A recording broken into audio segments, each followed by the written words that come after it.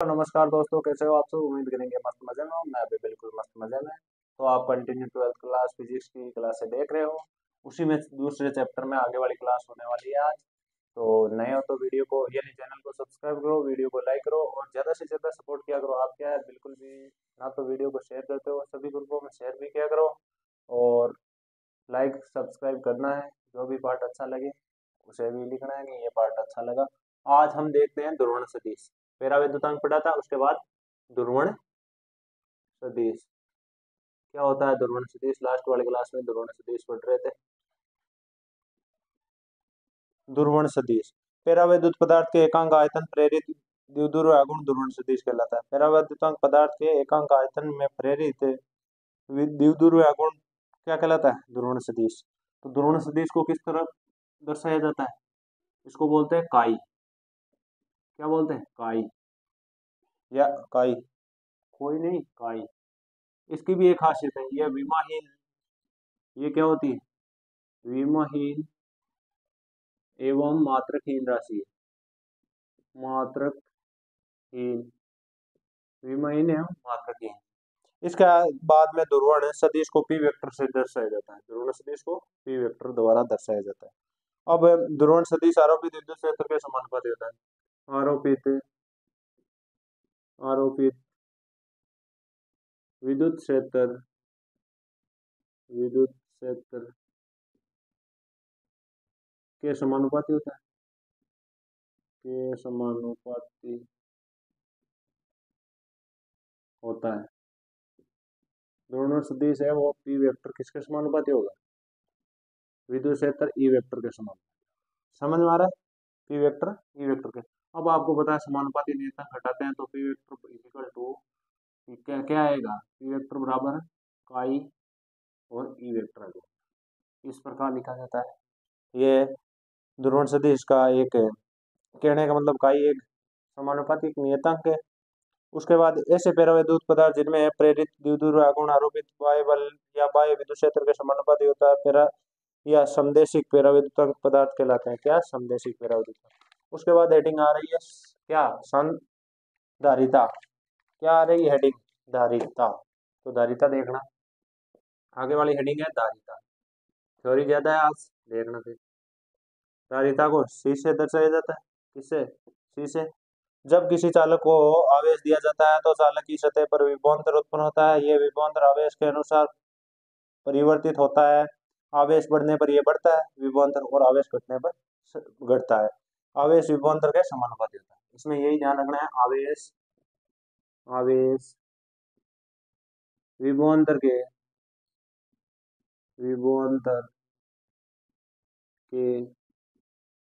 समानुपाती होता है।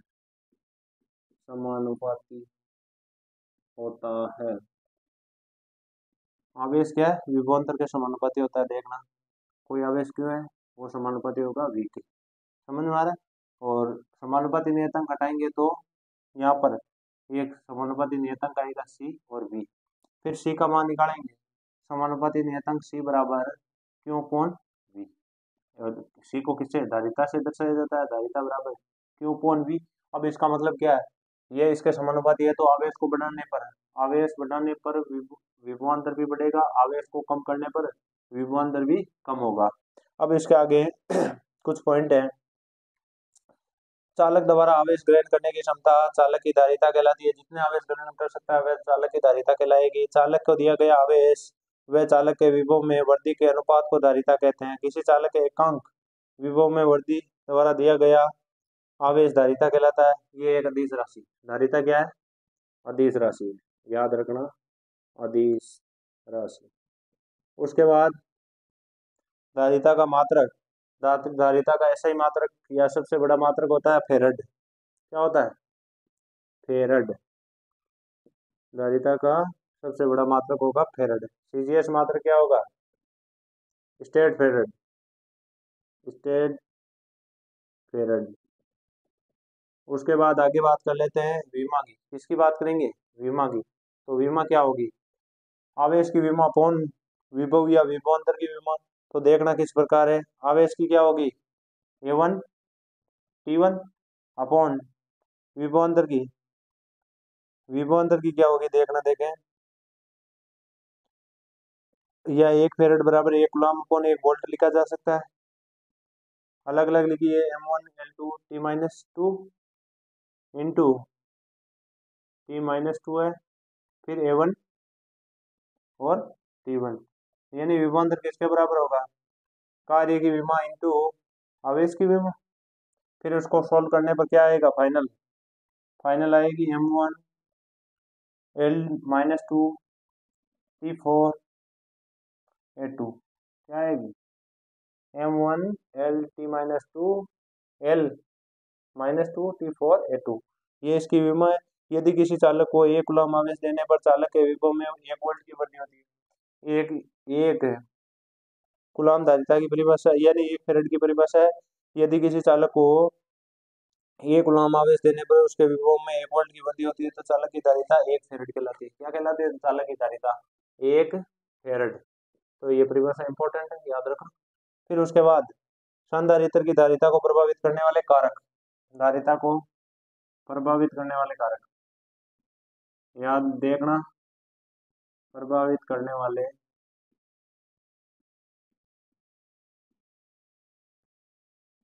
धारिता को प्रभावित करने वाले कारक कौन कौन से कारक है? पहला, चालक के आकार व आकृति में परिवर्तन, फिर चालक के आसपास का माध्यम, फिर चालक के पास उपस्थित अन्य चालकों की उपस्थिति। यानी एक तो आकार आकृति चालक की धारिता को प्रभावित करता है, एक माध्यम, आसपास का माध्यम कौन सा है? चालक के पास उपस्थित किसी अन्य चालक की उपस्थिति। फिर है धारिता चालक को दिया गया आवेश व चालक की सतह पर विभव दोनों पर ही निर्भर नहीं करता है। चालक को दिया गया आवेश, यानी चालक की धारिता है वो चालक को दिए गए आवेश और उसके विभव दोनों पर ही निर्भर नहीं करती है। फेरेड धारिता का सबसे बड़ा मात्रक है, इसलिए इसका अन्य मात्रक है माइक्रो फेरेड, नैनो, पिको, जो भी है। अब है गोलीय चालक की धारिता। अब इसके आगे हम क्या पढ़ेंगे? गोलीय चालक की धारिता। तो देखना क्या होती है गोलीय चालक की धारिता। तो गोलीय चालक में एक आवेशित गोला लेते हैं। क्या लेते हैं? सर्वप्रथम एक आवेशित गोला लेंगे और उसकी सतह पर कोई आवेश रहेगा और उसकी कोई त्रिज्या रहेगी, फिर उस पर धारिता की परिकल्पना करेंगे। देखना, देखें इस प्रकार होगा।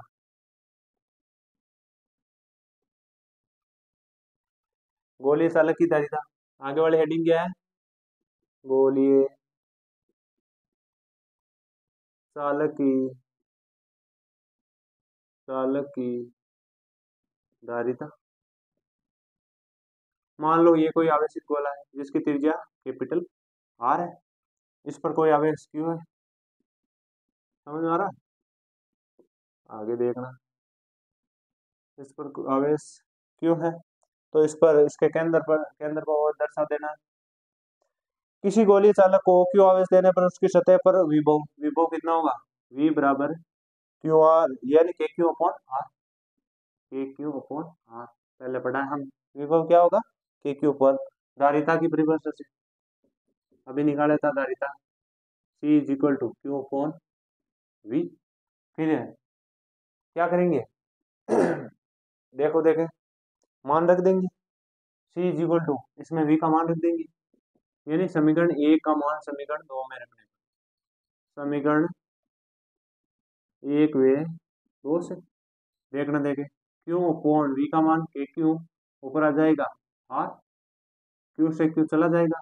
C is equal to R upon K, हम के की मान जानते हैं, के का मान क्या होता है? C बराबर R upon 1/4 pi epsilon naught, यही होता है, या 9 × 10⁻9। तो इसको आगे सोल्व करने पर क्या आएगा? 4 पाई एप्सिलॉन नॉट आर। तो C किसके बराबर होगा? धारिता 4 पाई एप्सिलॉन नॉट आर के बराबर होगा। इसी आवेशी चालक गोले पर धारिता 4 पाई एप्सिलॉन नॉट आर के बराबर होगी। फिर ये तो किसी चालक गोले पर है, किसी माध्यम में चालक की धारिता, माध्यम में, तो माध्यम में क्या होगी? 4 pi epsilon naught epsilon R into capital R. फिर 4 पाई एप्सिलॉन नॉट को तो क्या बोलेंगे?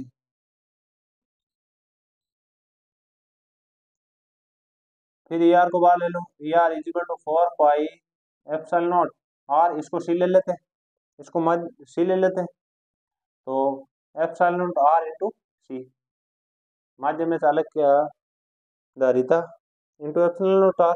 अब है पृथ्वी की धारिता, पृथ्वी की धारिता निकालनी, तो इसी फॉर्मूले में पृथ्वी की त्रिज्या कितनी होती है, पृथ्वी की त्रिज्या क्या होती है 6400 किलोमीटर।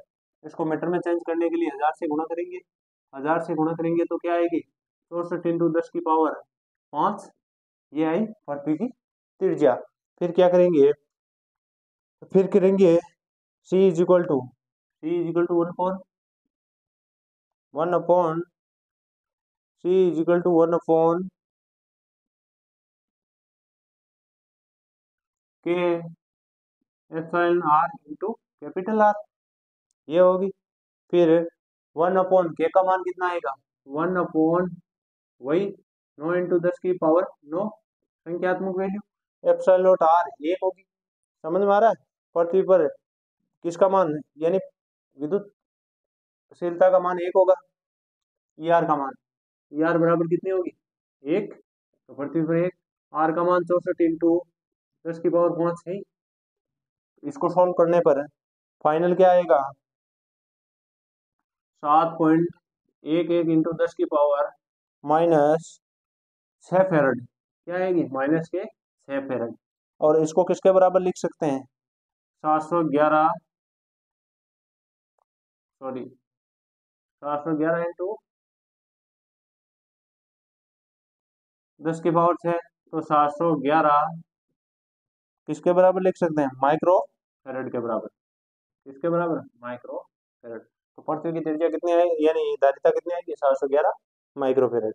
पृथ्वी की प्रायोगिक धारिता अनंत होती है परंतु सैद्धांतिक धारिता का मान लगभग 711 माइक्रो फेरड होती है। फिर इसके बाद संधारित्र पढ़ते हैं, इसके बाद क्या पढ़ते हैं संधारित्र।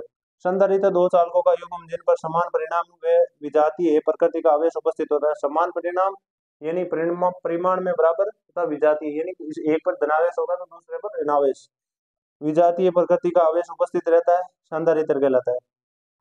यानी दो चालकों का युग्म जिन पर समान परिणाम व विजातीय प्रकृति का आवेश उपस्थित होता है संधारित्र कहलाता है। इसका उपयोग आवेश ऊर्जा ग्रहण या संग्रहण में किया जाता है। आवेश किसी एक चालक का परिणाम, विभवांतर V बराबर दो प्लेटों के मध्य विभव में अंतर। फिर ये समझ में आया होगा आपके। फिर आगे वाली हेडिंग क्या है संधारित्र, तो संधारित्र ये धारिता थी, अब संधारित्र तो देखना किस प्रकार है। अब संधारित्र देखेंगे, ये पृथ्वी की धारिता पूछी जा सकती है और निकालनी आनी चाहिए आपको, डेरिवेशन बिल्कुल आना चाहिए किसी की भी पूछे। अब है संधारित्र, क्या है संधारित्र, तो संधारित्र की परिभाषा आपने सुनी होगी, एक बार वापस देख लो संधारित्र की परिभाषा। संधारित्र की परिभाषा किसी भी आकृति के दो चालक जिन पर बराबर में विपरीत आवेश एक दूसरे पर समीप स्थित हो मिलकर संधारित्र का निर्माण करते हैं। संधारित्र की धन प्लेट पर उपस्थित आवेश इसकी प्लेटों के बीच विभवांतर के अनुपात को संधारित्र की धारिता कहते हैं। फिर संधारित्र दो समान चालक होते हैं जिन पर विपरीत प्रकृति का आवेश होता है। आवेश एक चालक का परिमाण होता है। विभवांतर दो प्लेटों के मध्य विभवांतर में अंतर, तो दो प्लेटों के मध्य कुछ क्वेश्चन देख लो। एक प्लेट है मान लो, इस पर धनात्मक V है, विभवांतर दूसरी पर V, तो दोनों में परिणाम में अंतर, परिणाम में अंतर किस प्रकार धनात्मक तो है ही और इनका अंतर, तो माइनस माइनस कितना होगा V प्लस V यानी 2V, इस पर कितना होगा 2V। फिर अगर मान लो इस पर और इस पर प्लस 6 आवेश है, इस पर माइनस 6 विभव है मान लो दोनों का, तो इसमें माइनस 6 यानी प्लस 6 अंतर लेना है, इसका माइनस का 6 प्लस 6 कितना होता है 12 वोल्ट। फिर उसके बाद मान लो इन दोनों के मध्य विद्युत क्षेत्र E और D है, तो ये कितना होगा V बराबर E इंटू डी के बराबर होगा, किसके बराबर V बराबर D इंटू। अब प्रतीक की बात कर ली जाती है तो प्रतीक एक धनात्मक होगा और दूसरा क्या होगा ऋणात्मक होगा। अब है संधारित्र का सिद्धांत, अब आपको संधारित्र का क्या देखना है सिद्धांत, तो देखो किस प्रकार है संधारित्र का सिद्धांत क्या बोलता है। संधारित्र का सिद्धांत संधारित्र का सिद्धांत किस प्रकार है देखना। संधारित्र का सिद्धांत। अब आपको क्या करना है, कोई आवेश लेना है धन और दूसरा आवेश क्या लेना है ऋण। फिर एक आवेशी चालक को क्यू आवेश देने पर उसकी सतह पर विभवांतर उत्पन्न होता है, अतः चालक की धारिता C बराबर क्यू अपॉन V। यदि इसके पास भूसंपर्कित किसी चालक को लेकर रखते हैं तो प्रेरण के कारण उन पर भी माइनस प्रकृति का आवेश आ जाता है, माइनस आवेश आ जाता है। फलस्वरूप माइनस विभव उत्पन्न होता है। ये माइनस विभव उस चालक की सतह के विभव के समान या मान को घटा देता है। देखना किस प्रकार, ये कोई आवेश यानी चालक गोला लेना है, उस पर क्यों आवेश है धन और क्यों आवेश है मान लो, तो उसके पास कोई दो संपर्कित आवेश लेते हैं यानी, समझ में आ रहा है। इस पर V विभव है तो धारिता कितनी होगी क्यों अपॉन V। तो इसके पास कोई बुध संपर्कित चालक गोला लेते हैं तो इसमें क्या, इस प्रेरण के कारण, इसके कारण प्रेरण के कारण ऋणात्मक आवेश आ जाता है और आंतरिक सतह पर धनात्मक आवेश आ जाता है, समझ आ रहा है। और भू संपर्कित कर देना है, क्या कर देना है भू संपर्कित कर देना है, तो ये विभव के मान को क्या करेगा घटा देगा उसके आगे। फलस्वरूप उस चालक की धारिता बढ़ जाती है। ये संधारित्र का सिद्धांत है। ये क्या है, संधारित्र का सिद्धांत है। अब कुछ क्वेश्चन दे रखे हैं, क्वेश्चन क्या है वो भी देख लेना। इसके अकॉर्डिंग किस प्रकार के क्वेश्चन पूछे जाते हैं वो देख लेना आप। क्वेश्चन है, कोई गोला दे रखा है, कोई गोला दे रखा है मान लो, इसके अंदर प्लस आवेश है, धनात्मक आवेश है, समझ आ रहा है। इस छोटे वाले की त्रिज्या स्मॉल आ रहा है, बड़े वाले की त्रिज्या कैपिटल आ रहा है, समझ आ रहा है। फिर इस पर ऋण आवेश है, इस पर ऋण आवेश है माइनस क्यू, इस पर धन आवेश है प्लस क्यू। फिर है आपको क्या बताना, चित्रानुसार दो सकेंद्रीय चालक गोले दे रखे हैं ए से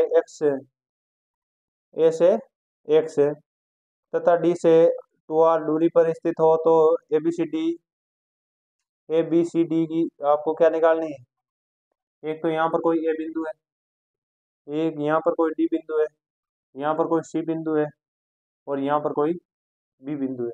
इन पर क्या निकालनी है, बिंदुओं पर विभव याद कीजिए। तो ए पर विभव, सबसे पहले चालक गोले के अंदर विभव, ए पर विभव कितना होगा के क्यू अपॉन आर माइनस के क्यू अपॉन कैपिटल आर, ये होगा। दूसरा बिंदु बी पर, किस पर, बिंदु बी पर चालक गोले की सतह पर, यह तो चालक गोले के अंदर था, अब चालक गोले की सतह पर, चालक गोले की सतह पर किस प्रकार होगा देखना, वी बी बराबर है के क्यू अपॉन आर माइनस के क्यू अपॉन आर, यानी अंदर और सतह पर बराबर होगा आवेश।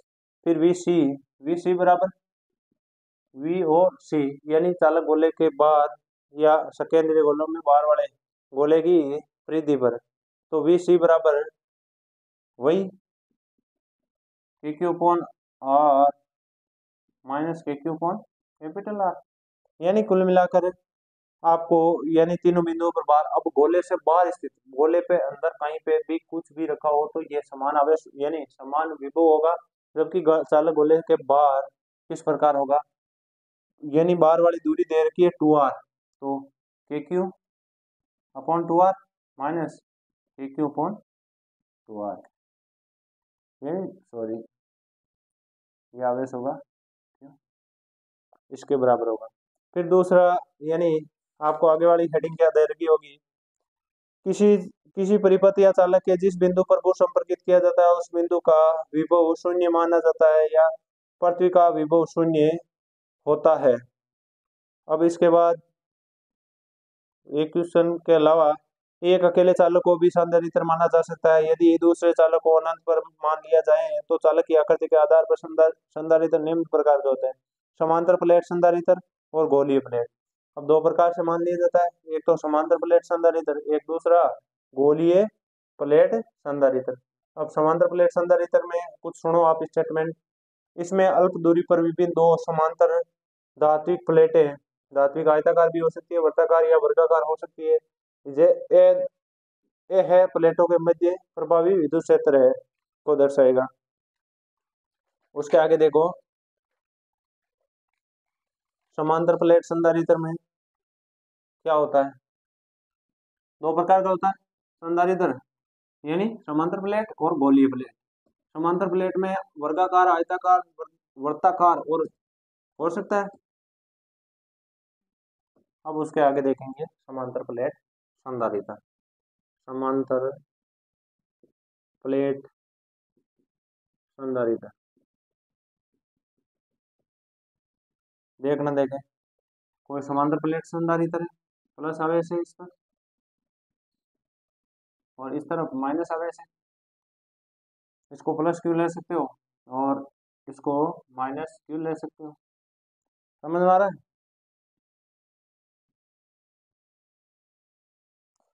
एक समांतर प्लेट संधारित्र लिया गया है जिसका यानी पट्टिका का क्षेत्रफल ए है। क्षेत्रफल कितना है?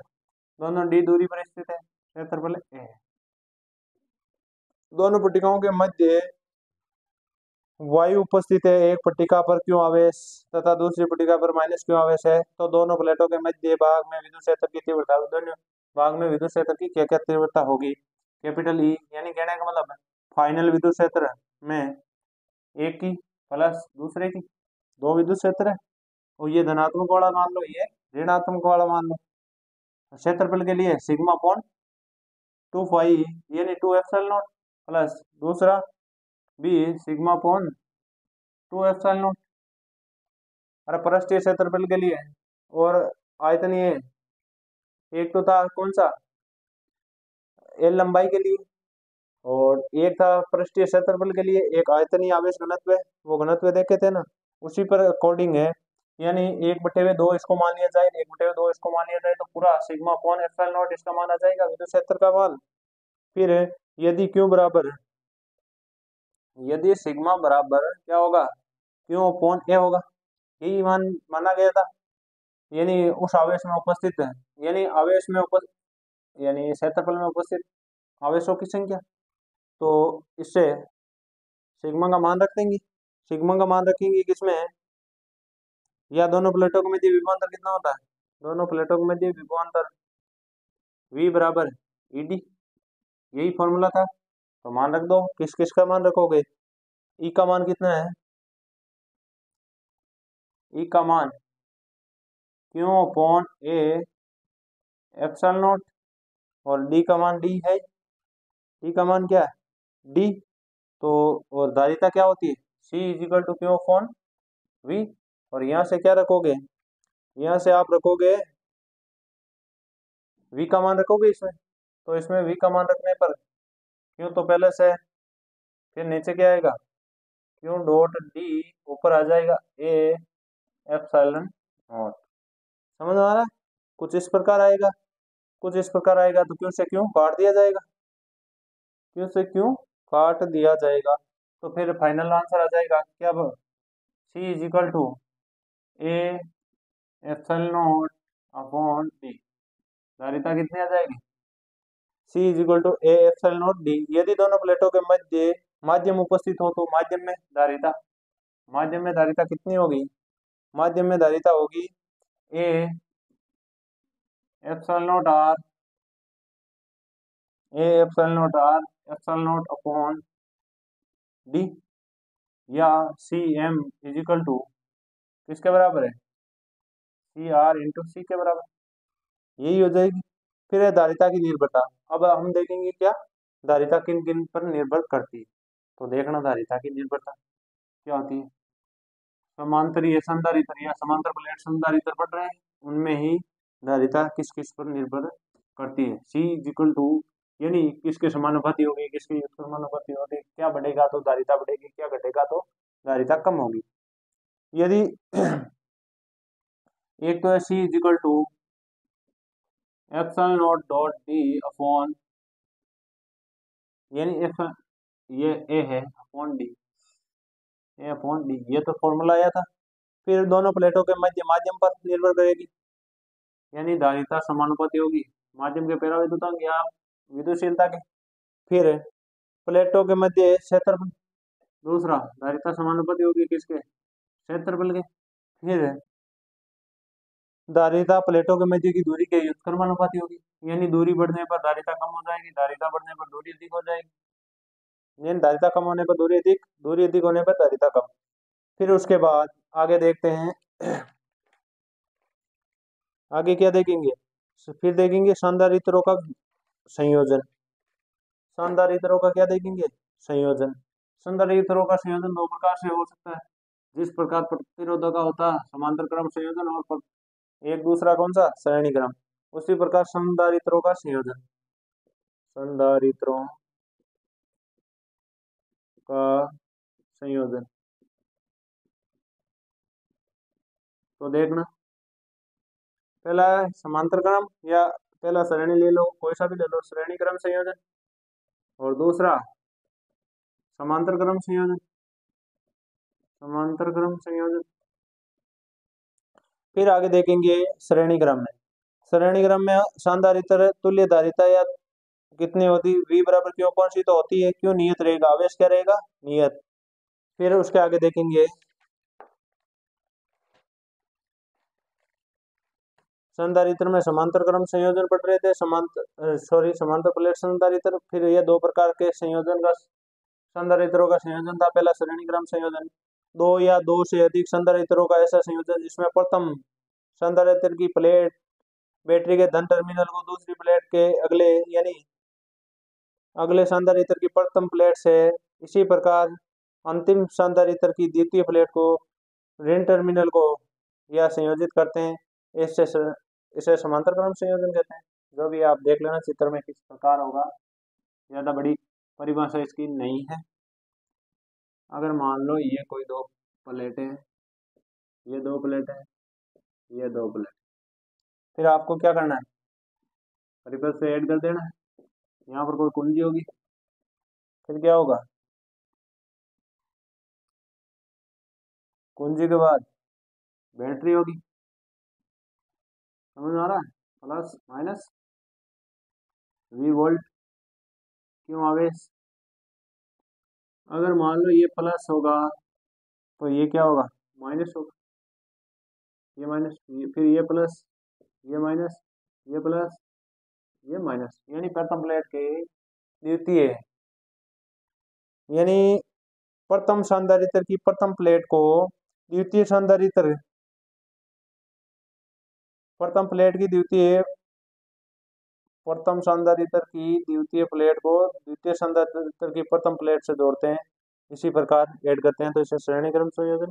या दो से अधिक संधारित्रों का ऐसा संयोजन जिसमें प्रत्येक संधारित्र का आवेश नियत तथा विभवांतर भी नियत, इसमें आवेश नियत रहेगा और विभवांतर भी नियत रहेगा, ऐसे संयोजन को श्रेणी क्रम संयोजन कहते हैं। फिर हम इसमें देखेंगे, ये कोई संधारित्र C1 है, C2 है, C3 है, V1 V2 V3। फिर आगे देखेंगे C1 पर वोल्ट था V1, V बराबर Q1 अपॉन C1, C1 के कारण क्या होगी, Q अपॉन V1, C2 के कारण Q अपॉन V2, C3 के कारण Q अपॉन V3। फिर इसके बाद हम क्या करेंगे, नियत वोल्ट या कुल वोल्ट निकालेंगे।